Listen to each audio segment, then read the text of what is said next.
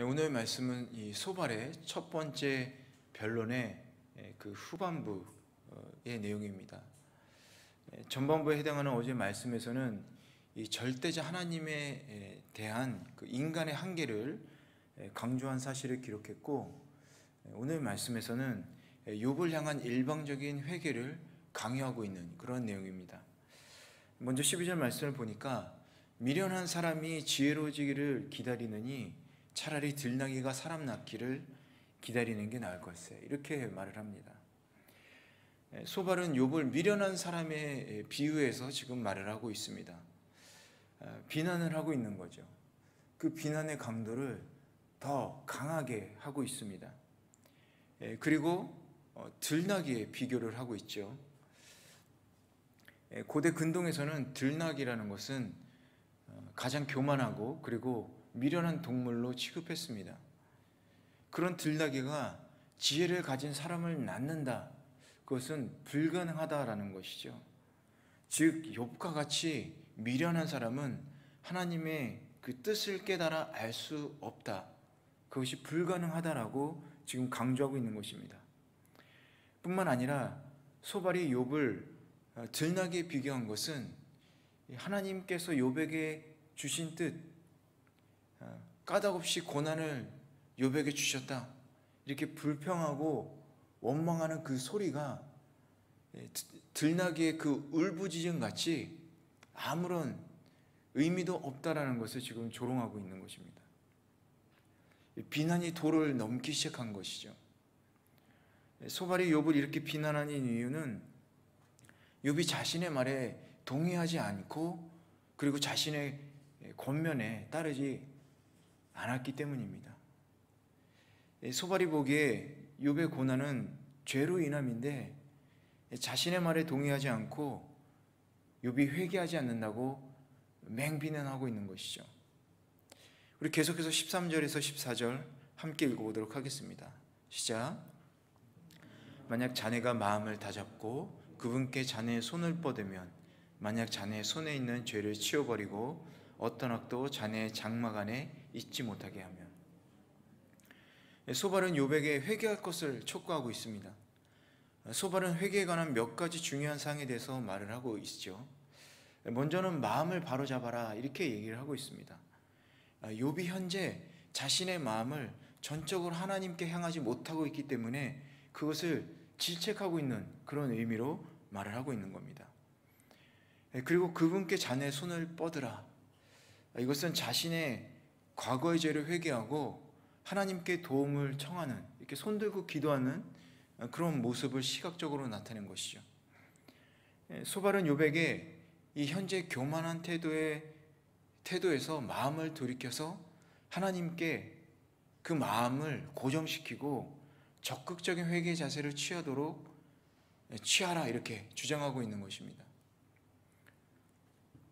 그리고 자네의 손에 있는 죄라고 했는데, 이 성경에서 손은 어떤 의미로 쓰여졌습니까? 성경에서 손이라는 것은 능력, 소유, 보호, 이런 의미로 쓰여졌죠. 그래서 소발은 욥이 죄를 소유하고 있다라는 것입니다. 그래서 이 손을 통해서 욥의 죄를 질책하고 있는 것이죠. 마지막으로 어떤 악도 자네의 장막 안에 있지 못하면, 이 표현은 욥의 가족들 가운데 죄악이 있었음을 표현하는 것입니다. 지금 소발은 과거에 욥이 모든 재산을 잃어버린 것, 그리고 자식들마저 죽게 된 것은 이 불행들, 욥과 욥의 가족들의 죄로 인해서 지금 현재 상황에 처하게 됐다라고, 그 죄 때문이라고 강력하게 지적하고 있는 것이죠. 즉 소발은 욥의 개인적인 죄에 대한 회개, 그리고 욥의 가족들에 대한 그 회개, 그것을 촉구하고 있는 것입니다. 그런데 여러분, 죄라는 것은 어떤 것입니까? 죄라는 것은 사실 하나님을 떠나는 것을 의미하죠. 죄의 원어적 의미는 바른 길이나 표적에서 벗어났다라는 의미입니다. 하나님에서 벗어난 것이 죄라는 것이죠. 그렇기 때문에 욥이 하나님에서 벗어난 것은 아니죠. 그런데 소발의 말을 보면 어떻습니까? 욥에 대한 죄의 근거가 하나도 없죠. 단지 지금 처한 욥의 상황들이 욥의 죄로 인한 것이다라고, 죄로 인해서 이렇게 됐다라는 전제하에서 말을 하고 있는 것이죠. 욥은 소발의 말과 반대로 계속해서 하나님 앞에 나아가서 가난한 마음으로 간절하게 기도하고 있었습니다. 그런데 소발은 이미 하나님께 간구하는 욥에게 마음을 돌이켜라, 그리고 손을 들어 회개하면 회복하게 된다라는 이런 기복신앙적인 믿음을 권면하고 있는 것이죠. 그런데도 듣지 않으니까 강요하고 지금 비난하고 있는 겁니다. 우리도 사람들에게 조언이나 권면을 할 때가 있습니다. 그런데 상대방이 자신의 말에 동조하지 않으면 기분이 좋지가 않아요. 그러면 권면이 강요로 발전하게 됩니다. 비난하게 되고 그 사람의 행동에 대해서 무시하게 되죠. 정말 고집스러운 사람이야. 잘 알지도 못하면서, 영성도 없는 주제, 똑똑하지 못해서 저래. 어느새 상대방이 처한 상황보다 자신이 옳다라는 것이 중요한 포인트가 되는 것이죠. 우리들은 어떻습니까? 지금 나의 모습이 소발과 같지 않은지 생각해 볼 필요가 있습니다. 이런 격언이 있습니다. 나무를 심으면 열매를 기대하지 말아라. 나무를 심고 열심히 물 주고 키웠는데 열매가 없으니까 열받는 거죠. 그런데 열받지 말아라 이렇게 얘기하는 겁니다. 나무가 자란 것으로 만족하라는 거예요. 우리가 선의로 조언하고 권면을 했다면 그 이상을 바라서는 안 된다라는 겁니다. 그렇다면 우리는 어떻게 권면할 수 있을까요? 어떻게 해야 우리는 소발과 같은 사람이 되지 않을까요? 그것은 바로 예수님처럼, 우린 예수님과 같은 그런 친구가 되어야 합니다. 먼저 사랑으로 권면하고 감싸줘야 하는 것입니다. 예수님은 간음 현장에서 잡힌 마리아에게 이렇게 말씀하셨습니다. 요한복음 8장 10절에서 11절에 예수께서 일어나 여인에게 물으셨습니다. 여인아, 그들은 어디 있느냐? 너를 정죄한 사람은 한 사람도 없느냐? 여인이 대답했습니다. 선생님, 없습니다. 예수께서 말씀하셨습니다.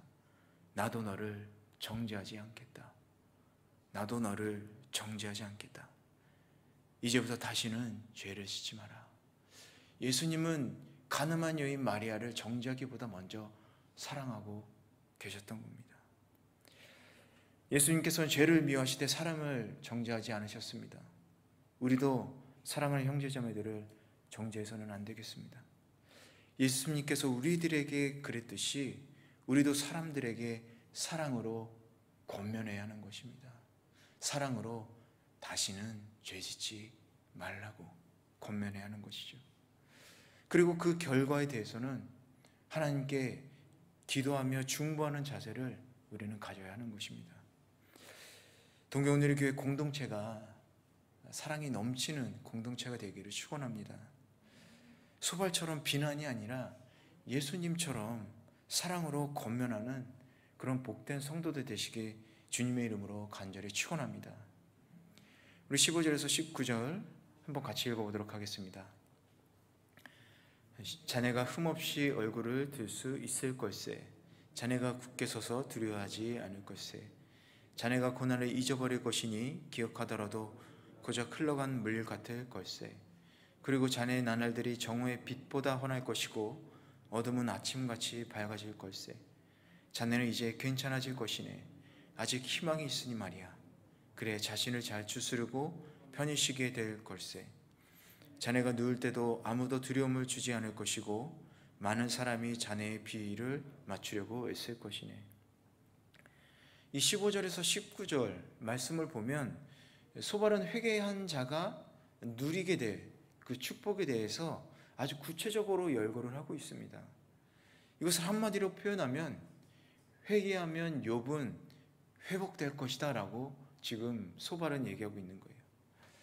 그리고 20절에서는 회개하지 않고 계속해서 악을 행하는 그런 사람은 소망을 가질 수 없다고 강조하면서 욥이 자신의 죄를 회개하도록 이 압력을 가하고 있는 것이죠. 여기서 회개에 관련한 소발의 이 발언을 보면 이 회개하는 단계, 그리고 회개한 자에게 주어질 하나님의 축복에 대한 이 언급은 분명 오늘 우리도 주목해야 될 중요한 사항이기도 합니다. 소발이 말한 이 회개에 관한 모든 것은 맞는 얘기예요. 하지만 소발의 반언은 몇 가지 문제가 있습니다. 첫 번째는 죄의 회개라는 것이 소발이 말한 것처럼 반드시 현세적인 축복을 가져다 주지는 않을 수 있다라는 거죠.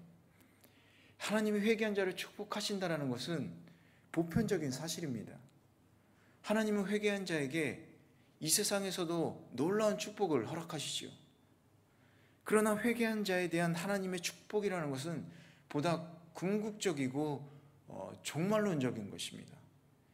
그래서 비록 회개한 사람이라도 소발이 말한 것처럼 현세에서 축복이 없을 수도 있다라는 거죠. 둘째는 소발이 고난은 죄의 결과라는 이 도식적인 사고에 사로잡혀 있는 사람이다라는 거예요. 그래서 고난을 당하는 사람한테 욥처럼 그것은 죄로 인한 것이다라고 단정지어서 얘기를 하고 있는 겁니다. 우리가 욥기를 통해서 반드시 기억해야 될 중요한 사실은 무엇입니까? 모든 고난이 반드시 죄로 인한 것이 아니다라는 거예요. 하나님의 뜻하신 목적이 있기 때문에 의로운 사람들도 고난을 당할 수 있다라는 거죠. 그런데 소발을 비롯한 욥의 세 친구들, 이 욥의 친구들은 하나님의 주권 그리고 이 절대성을 인정하면서도 이 하나님의 뜻과 섭리는 깨닫지 못하고 있는 거죠. 그래서 보편적 진리, 자신의 경험, 불안적인 사상, 교리 이런 것들에 얽매여서 일방적으로 욥을 죄인이다라고 지금 정죄하고 있는 거예요. 그러니까 회개하라고 강요하고 있는 겁니다. 그리고 중요한 것은 어떤 것입니까? 회개라는 것. 여러분, 회개라는 것은 단순히 죄를 고백하는 것이 아니라 하나님의 사랑을 먼저 깨닫는 것입니다. 회개는 하나님의 사랑을 깨닫고가 전제가 되어야 되는 거예요. 우리가 하나님의 사랑을 먼저 깨닫고 회개를 했지 우리가 회개하고 하나님의 사랑을 깨닫게 된 것은 아니다라는 것입니다. 그리고 어떻습니까? 회개한 후에 하나님의 더 크신 사랑과 그 크신 은혜를 우리는 경험하게 되는 것이죠. 그렇기 때문에 소발이 말하는 회개 후에 주어지는 이 축복, 보편적 사실로 받아들일 수는 있지만 욥에게 적용시킬 수는 없다라는 것입니다. 그렇다면 욥의 고난, 우리에게 찾아오는 고난을 우리는 어떻게 받아들여야 하겠습니까? 여러분, 강물을 한번 잘 보시기 바랍니다. 강물은 항상 같은 물 같지만 사실은 언제나 다른 물이죠. 우리가 강물에 손이나 발을 담그고 있으면 어떻습니까? 닿은 물이 언제나 같은 물이 아니잖아요. 우리의 손이나 발에 닿은 물이 이미 흘러가 버리고 다른 물이 또 우리의 손과 발에 닿고 다시 또 흘러나가지 않습니까? 그리고 우리의 몸에 닿은 물이, 흘러간 물은 다시 돌아오지는 않습니다. 여러분, 고난도 이 같은 것이라는 거예요. 고난이 오면 우리는 정말 죽겠죠. 정말 죽을 것 같습니다. 죄로 인한 고난인지 주님께서 주시는 고난인지 알 수 없더라도 이 고난 속에서 우리가 주님의 사랑을 붙잡고 있으면 고난이 언제 우리에게 왔었냐는 듯이 그것은 반드시 지나가게 된다는 거예요. 그리고 하나님의 회복의 은혜가 우리에게 임하게 되는 것입니다. 여러분, 어두운 긴 터널도 끝이 있습니다. 우리의 고난이 죄로 인한 것이든 하나님의 훈련인지 모르지만 그것은 반드시 끝난다라는 거예요. 여러분, 그 끝을 보고 걸어가시기를 바랍니다. 오늘 본문 17절에 보니까 이렇게 기록되어 있습니다. 그리고 자네의 나날들이 정오의 빛보다 환할 것이고 어둠은 아침같이 밝아질 것이에요. 분명 소발은 회개 후에 찾아오는 하나님의 축복에 관해서 말하고 있지만 고난 뒤에 주어진 하나님의 축복으로 우리가 생각하는 것이 사실은 옳습니다. 환난의 밤은 지나고 환한 아침이 밝아온다라는 거예요. 마치 야복나루에서 길고 처절한 밤을 보낸 야곱이 이 브니엘의 새 아침을 맞이했던 것을 여러분 기억하시기 바랍니다. 야복나루의 밤은 야곱이 형 에서를 만나기 전에 홀로 남아 고뇌하던 그 장소였죠. 브니엘의 아침은 하나님의 축복을 받고 맞이한 야복나루를 브니엘이라고 이름을 지은 그것을 바로 브니엘이라고 하죠. 야곱의 인생은 야복나루의 밤처럼 칙칙한 인생이었습니다. 축복을 받아내기 위해서 아버지와 형을 속이고 고향을 떠나 먼 곳을 여행하는 그런 불행한 밤과 같은 인생이었어요. 그렇게 도착한 바다나람, 거기서도 그의 어둠은 계속되었습니다. 밖에서 생활하는 어려움뿐만이 아니라 이 외삼촌 라반으로부터 얼마나 많은 어려움을 당했습니까? 야곱의 삶은 어둠의 삶, 밤과 같은 인생이었죠. 고난의 연속이었습니다. 하지만 야복나루의 밤을 지난 후에 야곱의 인생을 한번 기억해 보시기 바랍니다. 원수였던 형과 화해를 했죠. 그리고 약속의 땅 가나안을 차지했습니다.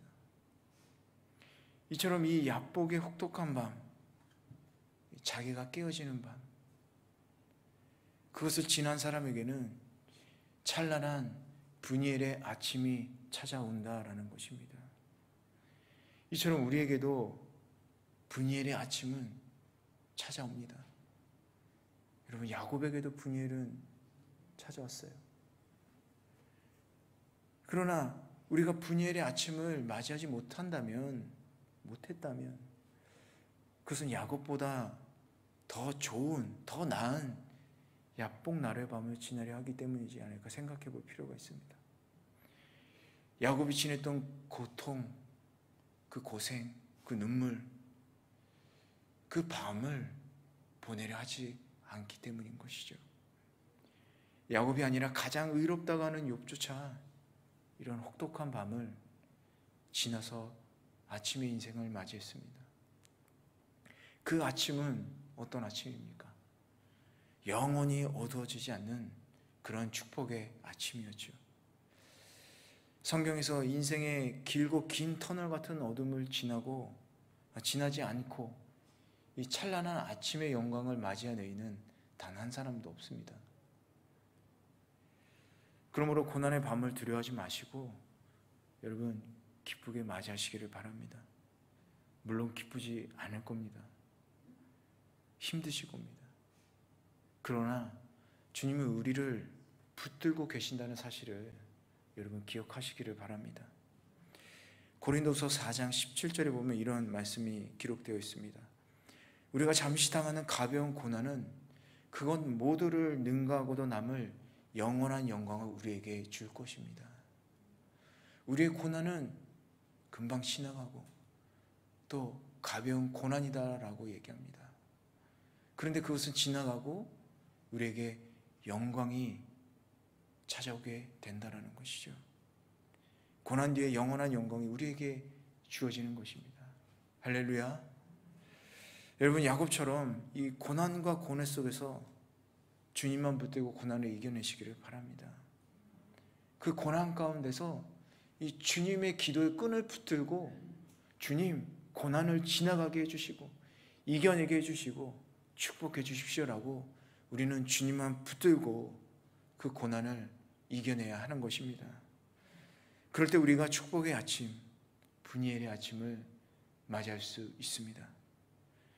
여러분, 영원한 영광의 아침을 맞이하는 우리 동경운대교회 귀한 성도님들 되시길 주님의 이름으로 간절히 축원합니다. 우리 마지막 20절 한번 같이 읽어보도록 하겠습니다. 시작. 길이 없을 것이며 그 소망은 숨이 끊어지는 것뿐일세. 소발은 악의 눈은 어두워지게 된다라고 지금 고발하고 있습니다. 먼저 우리는 여기서 눈이 어두워진다는 말씀의 의미를 생각해 봐야 합니다. 본문 말씀에서 눈이 어두워진다라는 것, 그것은 단지 우리의 육의 눈이 어두워지는 것만을 말하는 것은 아닙니다. 물론 1차적으로 보면 그런 의미죠. 육의 눈이 어두워진다라는 의미로 쓰여졌습니다.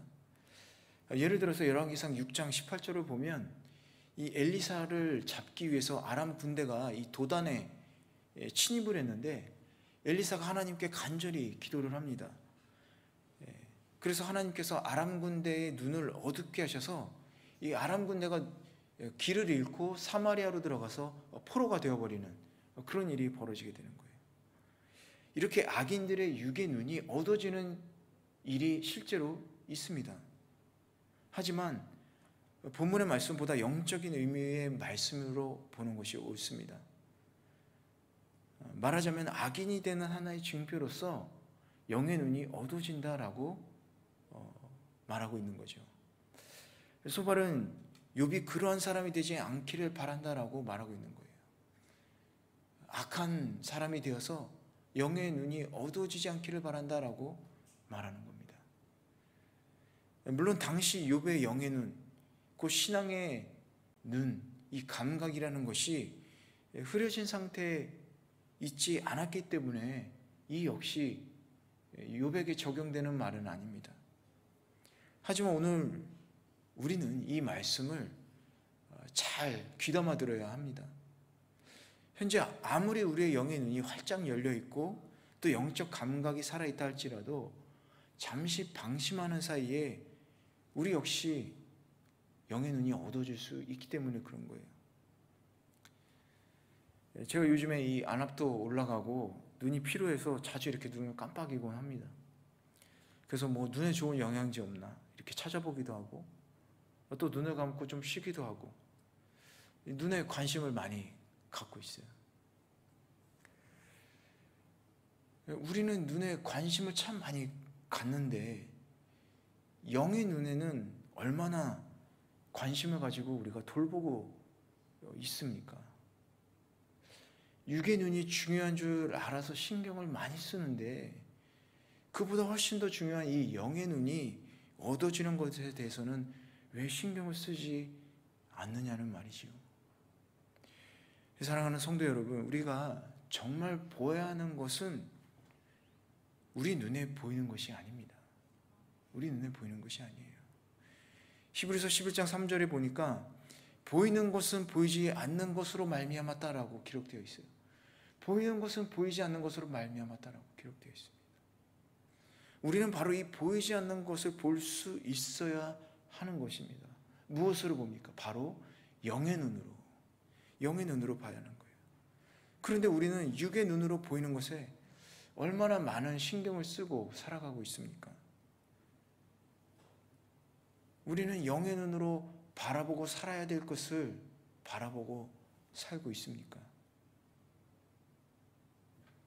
혹시 하나님께서 우리에게 보여주시는데 우리의 영의 눈이 어두워져서 보아도 그것을 보지 못하고 있지 않습니까? 영의 눈이 어두워져서 보지 못하면서도 보이지 않아서 너무 답답하다라고 이렇게 하소연만 하고 있지 않습니까? 시편 13편 3절 말씀에 이렇게 기록되어 있습니다. 오 여호와 내 하나님이여 나를 보시고 응답하소서. 내 눈을 뜨게 하소서. 내 눈을 뜨게 하소서. 내가 죽음의 잠에 빠질 것 같습니다. 이 영의 눈이 어두워지면 죽게 된다라고 시편 기자는 고백하고 있습니다. 사랑하는 성도 여러분, 이제 기도로 그리고 말씀으로 간구하면서 여러분의 영의 눈을 밝히시기를 축원합니다. 그래서 세상 사람들이 보지 못하는 것을 보고 하나님의 비전을 바라보면서 하늘나라 영원한 것을 이야기하는 그런 복된 성도들 되시기를 주님의 이름으로 간절히 축원합니다.